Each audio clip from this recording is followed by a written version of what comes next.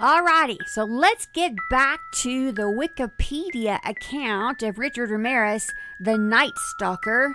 And then I promised you that I was going to tell you what Sean Penn said to Richard Ramirez when they were both incarcerated at San Quentin, and Richard Ramirez wanted his autograph, and then he wrote him a note, and Sean Penn wrote him back.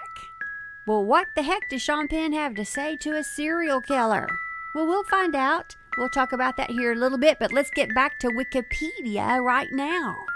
So after the murder of Elias Abawath, and then the rape and the sodomizing of his wife Sakina, who was a brand new mother who had a 10-week-old baby next to her bed, and he ripped off her nursing bra and her nightie and just had his way with her, which just makes my blood curdle.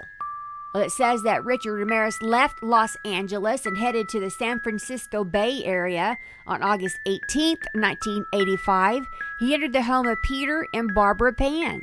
He shot the sleeping Peter, 66, in the temple with a .25 caliber handgun. He then beat and sexually assaulted Barbara, 62, before shooting her in the head and leaving her for dead.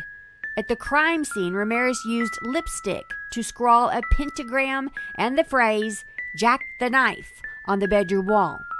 When it was discovered that the ballistics and shoe print evidence from the Los Angeles crime scenes matched the Pan crime scene, San Francisco's then mayor Dianne Feinstein divulged the information in a televised press conference.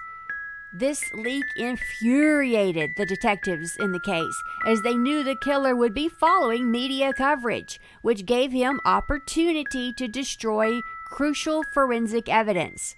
Ramirez, who had indeed been watching the press, dropped his size 11.5 AVS sneakers over the side of the Golden Gate Bridge that night.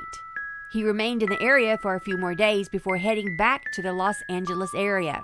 On August 24th of 85, Ramirez traveled 76 miles south of Los Angeles in a stolen orange Toyota to Mission Viejo.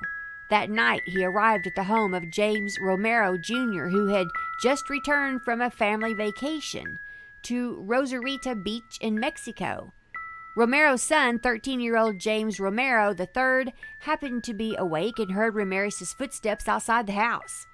Thinking there was a prowler, James went to wake his parents, and Ramirez fled the scene. James raced outside and noticed the color, make, and style of the car, as well as a partial license plate number. Romero contacted the police with this information, believing James had chased away a thief. After the encounter, Ramirez broke into the house of Bill Carnes, 30, and his fiancée, Inez Erickson, 29, through a back door. Ramirez entered the sleeping couple's bedroom and awakened Carnes when he cocked his .25 caliber handgun. He shot Carnes 3 times in the head before turning his attention to Erickson. Ramirez told the terrified woman that he was the Night Stalker, and he forced her to swear she loved Satan as he beat her with his fists and bound her with neckties from the closet. After stealing what he could find, Ramirez dragged Erickson to another room to rape and sodomize her. He then demanded cash and more jewelry and made her swear on Satan that there was no more.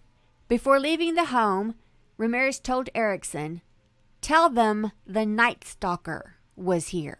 Now, I watched a documentary, and it had Mr. Carnes visiting with a couple of Richard Ramirez's family members. One was his niece, who had also had some pretty negative run-ins with him when she visited him in prison, and eventually she just quit going. But anyway, they wanted to take some sort of responsibility or apologize for him, for lack of a better way to articulate that. But Mr. Carnes was very reluctant to meet with them. But after having done so, he said that he felt so much better, and he felt like he was beginning a deeper level of a healing journey. Unfortunately, this whole attack against him and his girlfriend wound up ending their relationship. That's just a little bit of extra information that is not on the Wikipedia site. Anyway, after the attack, Erickson gave a detailed description of the assailant to investigators, and police obtained a cast of Ramirez's footprint from the Romero house. The stolen car was found on August 28th in Wilshire Center, Los Angeles, and police obtained a single fingerprint from the rearview mirror despite Ramirez's careful efforts to wipe the car clean of his prints. The print was positively identified as belonging to Ramirez, who was described as a 25-year-old drifter from Texas with a long rap sheet that included many arrests for traffic and illegal drug violations.